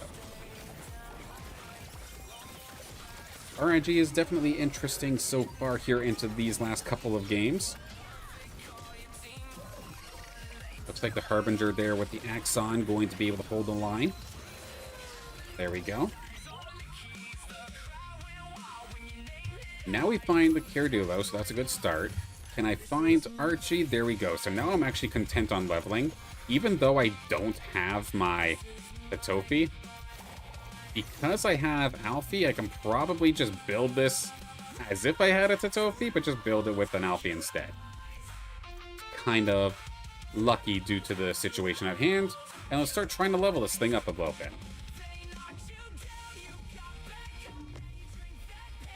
Yeah, because other than Mamone, nobody else has a Tatofi, so just all luck finding this Alfie so quick.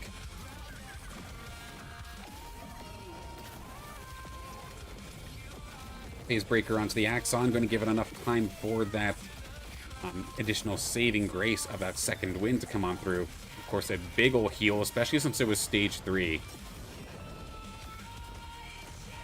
And by doing this, we're going to keep this win streak alive. So, of course, the bonus gold from the Halcyon Sea going to be coming in rather nicely. Can I find the one where you heal? No, it's not going to give it to me, eh? I'm going to then take the refunded energy cost and try to level again. We will be able to.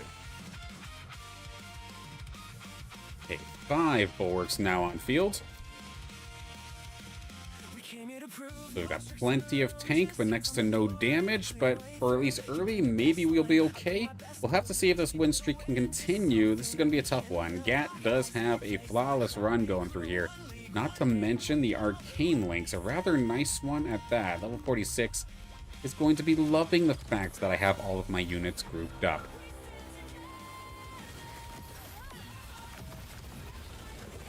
Good shot there from the Emberling Rod, but now here comes an even better shot from the Lynx. That did a ton of damage across the board here to my squad. One more shot, take care of the dash. No, it's actually not going to come out at all. I'm very surprised that the Emberling Rod shot did not actually sprout. The one annoying thing about the Emberling Rod, sometimes it feels like a very inconsistent weapon, but when it does go off, it pops off extremely hard. A very close battle, but again, this Link's getting some serious value. Good shots across pretty much everything. There's the Emberling Rod. Gonna finally be able to take out the Lynx. But my tanks are very low. They do have shields. Emberling Rod plus Alfie should be able to get this done. There it goes. Perfect. I mean, an additional Scion imprint to kind of boost me up to 5 a little bit quicker would probably be nice, but at the same time, I like having resistances. Later imprint is not going to do me any good. I think I'm just going to go for Scion. This way I can turn the Archos into a Scion as well. Make it so potentially it doesn't get interrupted anymore once I get up to 5. We'll level up once again. I'll just throw the links in here for a second just to grab some XP while I can.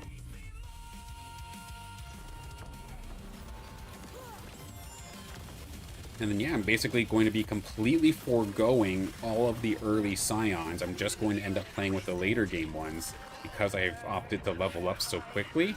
Potentially another synergy. I'm right on the verge of getting 4 water. Could be nice. The healing's also kind of nice too, though, from the nature. We'll take that instead. 2 mammoths. There we go. That's kind of what I was hoping would come around. And sure enough, there it is. Mammoth has arrived. You snuggle in over there. Something like that.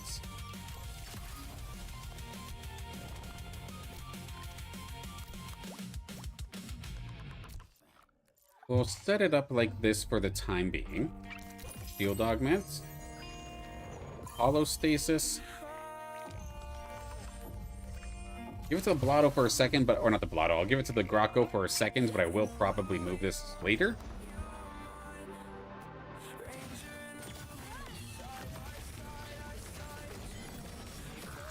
Good stun from the Grocko. That actually took about 4 or 5 Illuvials with it, so that kind of worked out nicely, buying a lot of time here.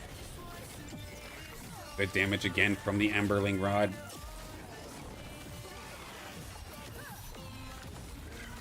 Not bad overall, but as soon as you throw an Ador into the mix, it does make things awkward for my team. That does, of course, kind of act in bursts, which is definitely a problem because in these small sections where I'm not giving off any damage, it just leaves the door open for the Ador to actually heal. Thankfully, especially with the Emberling Rod, we're going to be able to clean up. Axon doing a ton of damage there as well. That worked out quite nicely. And using Life Bond, this is kind of funny, but I do like using this as an evacuation move if they do end up getting jumped on. So it works out. Okay, since the Flare is here, we're going to switch out the Flare and Grocko around. Get rid of this here. Send that back to maybe the Mammoth, actually.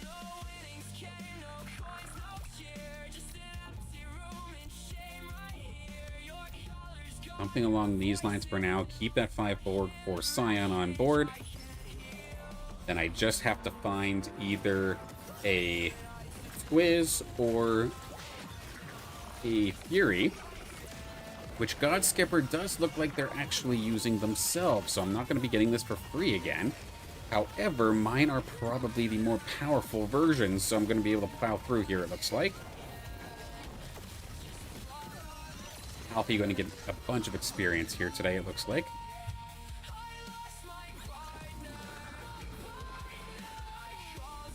Okay, so I'm rolling up against Badul. I'm going to just be not looking towards these snails whatsoever. Then it's Fury. There's a few Furioxes across the board, it does look like. Twine online, so buffing that tank line a little bit more. Gat also playing with the Squiz. So the only Scions I think I could somewhat get away with cleanly here ends up actually being the Alfie. I'm going to add this Fury onto the board for now just to get up to the 5 Scion. I'll move over this Piercing Force Reactor to the Fury momentarily. But I need to find an evolution here onto a couple of these tanks. I need to find some damage. I have absolutely no damage augments, but that might not necessarily be a problem if I can get Invoker online. The problem is, though, of course, is I need to get Sinolf but it's at least a middle stage evolution to get Invoker. That part's not bad. But trying to find a Squiz in this instance is going to be impossible. Trying to find Seaforus is absolutely impossible since I've leveled up so much at this point here. So it will be extremely tough to actually start getting some sort of scaling damage. We are going to find a Mammoth and a Squiz, finally.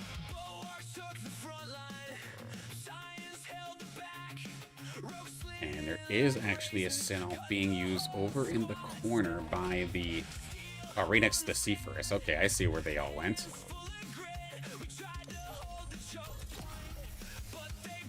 I think we'll keep this set up as is. And since I still have a bunch of HP, like, I don't feel the need to panic right now, whether panic level or panic roll. I'm completely content hanging on. If I could save up a little bit more to the point where I can get up to level 10 and then start rolling, it's a very greedy way to play, but I mean, if you're ahead, get more ahead in my opinion. Good shot there from the Mammoth. That stuns that entire bunker. Get one more before going down, potentially.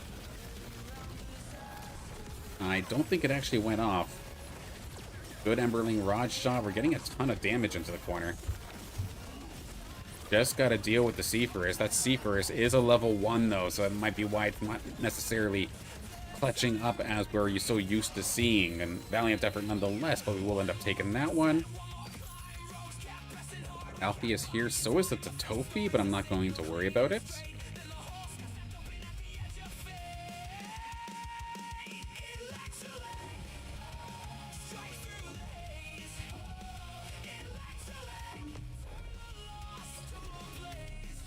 Yeah, I'm not sure why it seems like it's lagging so much in this game here.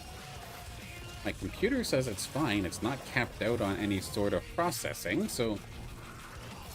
I don't know. Okay, let's see.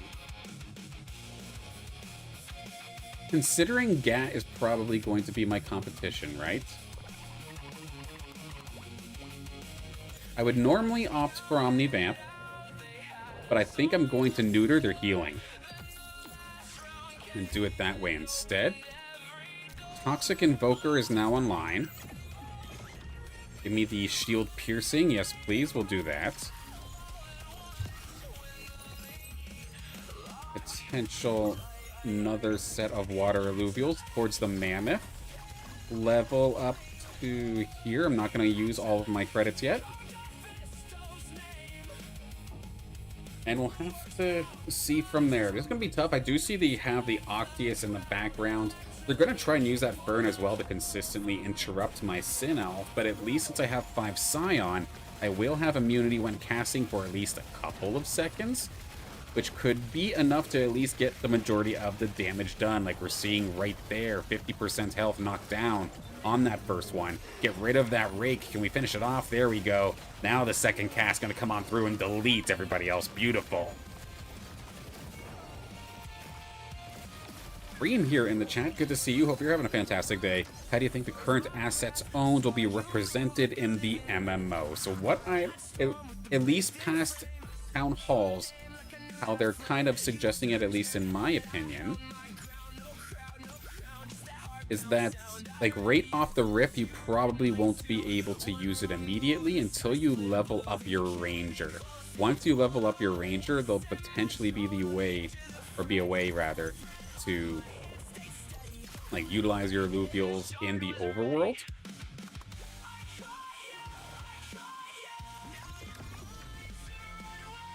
And whether you get to use those in raids or something along those lines, or in the overworld, it's still very vague as to exactly how it'll be implemented, but at least that's how I see it personally. Now here's the thing, Reem, that's all scams and bots probably. So I would be very cautious when looking at those. What you'll oftentimes see, at least I know, say when I'm using the Ratty data, for example, and I'm looking at my offers, and I will end up seeing a lot of offers where it's saying, like, hey, I'm buying shards for like $5. But what you might not realize is that they put the quantity as 100 shards for $5, so they're sprinkling you pennies per piece. So please do be careful whenever you're on the marketplace for bots like that, because they are trying to screw you.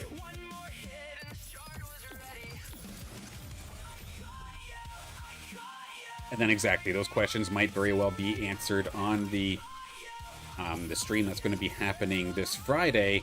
Unfortunately, I don't have time to delay House League for this. So House League is still going to be going on at its regular time, and unfortunately, I'm just going to have to catch the VOD after the fact, because, yeah, I cannot afford to delay any longer. The House League as is ends up pretty late as is, so I'm going to have to keep going as per regularly scheduled, even though I know the Obelisk Rising talk does happen as House League is going on. If that deters people from wanting to play into the House League, I definitely understand, but there's nothing that I can actually do about it, unfortunately. Yeah, trust me, I want to watch it live too, but I just can't move it, unfortunately. In the meantime, we've been on a relatively decent cruise. I think we're finally going to get shut down here. Badul is looking pretty scary. The Forest is going to be able to tear on through, tear me a new one. There that goes. So now I need to really adjust my positioning a little bit. I've kind of just had my Octius lazily thrown in there. Let's reposition this in a proper format. Something like that is a little bit more appropriate, in my opinion. Fix Nature Online. I was just about to make or debate to put Scarabok in, but since I don't actually have Granite, might as well just not. Here comes the double ramp fight this time. That's going to be scary. To the skies it goes. It's going to be able to get through both of my front lines, but the Mammoth is still here, thankfully. Twine as well is still going to be able to hold the line, at least try to mess with that Furiox for a little bit. But thankfully, Sinalf in the background, as well as the Furiox, completely untouched. Same thing with the Octius. Axe will end up falling in fourth here. GG's, Axe. And GG's, everybody, so far. That was definitely terrifying. One ramp fight to my corner composition is already terrifying. But to have two where they're bursting, and they did burst down my front line just that badly. That was definitely terrifying. That was a good one.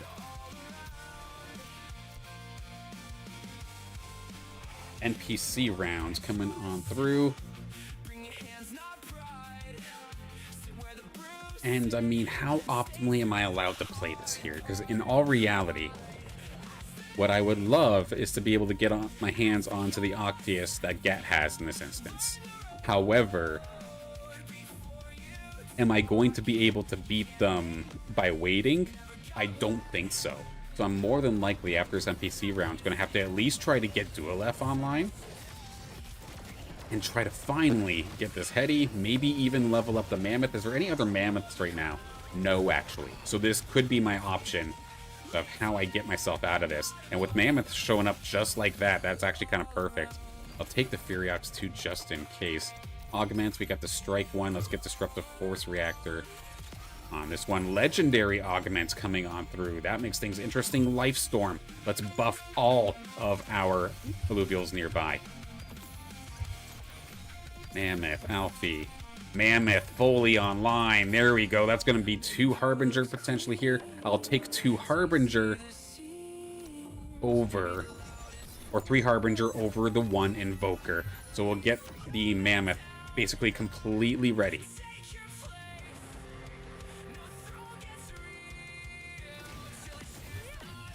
Alright, Big Mammoth, we got to deal with this Umber. That's the thing that's going to be scaring me in this team composition. A nice line drive coming out here from Sinalf directly through the back line. I did make the switch over with my Ranger to turn it into Verdant Verdant Harbinger here, so now the Twine is going to be able to hold the line just that much longer here, and we were able to deal with the Umber. That part's kind of huge. Big old shunt from the Mammoth doesn't actually get the stun, so that's kind of annoying. But there we go, another good shot coming on in onto that Blazonite. Not going to be able to finish it just yet. I think I'm outside. No, I'm still within range here of the Life Storm, so my bunker is staying very healthy. The Legendary Augment's coming in clutch here. One more shot, get rid of the little octopus, why don't we? There we go, and everybody else is still healthy. Just have to deal with this random rogued ranger as of this moment. Not enough to take out Gat, though, and now I'm 3 octopuses away here, or squids away. One more of those. Can we potentially find Dua left? There we go. We are going to be able to find it. Don't necessarily have a ton of augments to really utilize it, but we do have fully evolved. I don't even have Steam, actually, even either. And because of this Scion chip, I'm actually 1 Scion overboard. Interesting.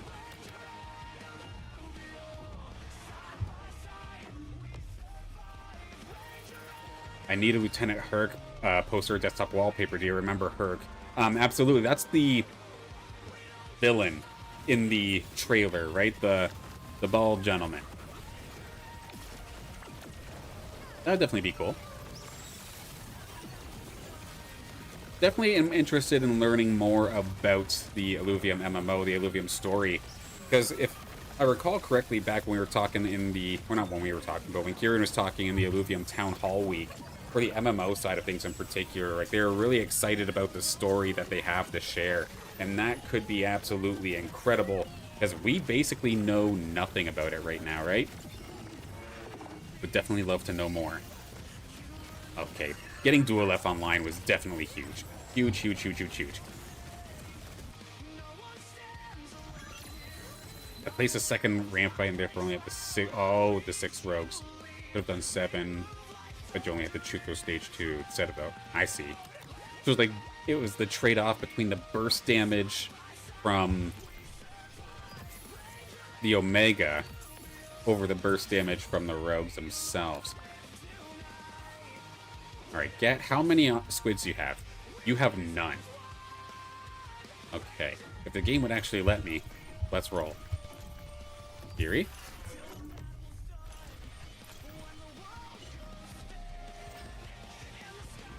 Okay. Not going to work out this time by, but we're going up against Badul. Potentially could knock them out here.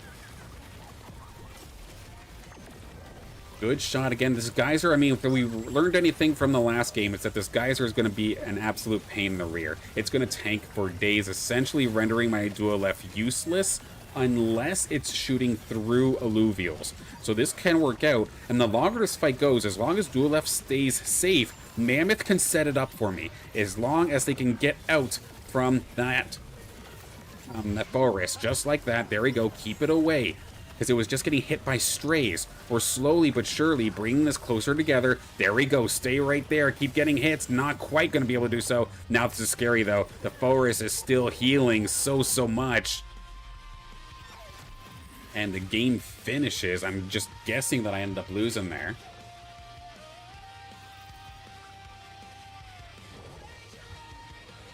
Gonna go down to 40. See if I can hit that last one. There we go. Hello there. Octius is now a Fisto. We'll switch positions. I do want a Fisto to be the clutch one. I'm actually going to give it...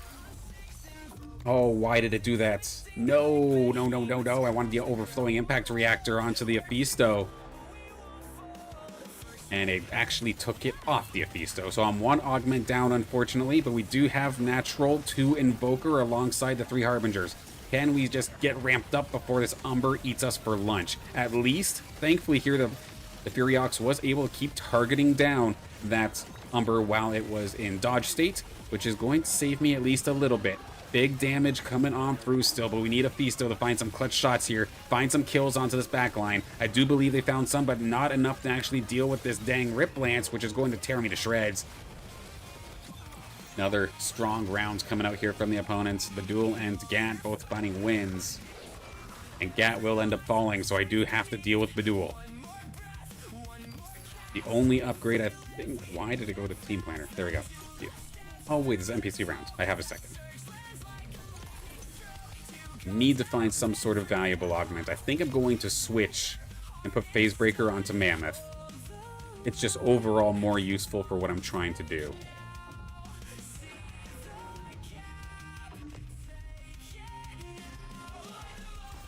Then, yeah, the one Furiox away. Granted, they're also going for it, though. Do you get gold for a loss streak? What is it? The double win streak or a loss streak mean? So, in general, when you get a win streak or loss streak, I believe it's once you get 3 wins or 3 losses in a row, you do get bonus coins, so to speak. I can't remember exactly how much, but you can. I still don't even have a heady. Come on, 1 second. There we go. A little bit of a tanky upgrade. Fury, where are ya? You're still here somewhere. There we go. We finally get him. Attack speed, please. Yes, please. Omega power. Energy generation. Put the healing one onto Dual F instead. Feel like this is probably the best that I'm going to get. What I can do right now is take this.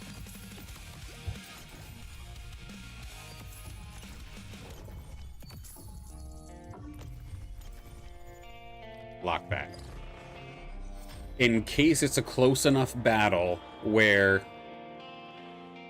they have to make one final push for potentially Phosphorus, I think I deny. Yeah, in regards to them doubling the normal amount of credits that you would get for a win or loss streak, you would essentially, well, again, get double for it. And it's just pending based off of how long you've been winning, how long you've been losing. Lose streaking is definitely a way that can be played, but it is scary because you're kind of paying for it with health. And then in regards to this game, as long as we can deal with this foe risk, my Hephaestus very low, though. That's kind of scary. One more shot, please. Can we deal with the foe risk? Turn on the foe risk, please. Mammoth, get him. Oh, he does not actually get him in time. Forrest lived for so long. And we are going to end up losing that one. Damn. Very close battle. GG's. Frustrating that it was so damn laggy. That's the first time I've seen that happen on this patch, on this map. I don't know if it's just my computer's been on for too long or what, but that was a little bit concerning.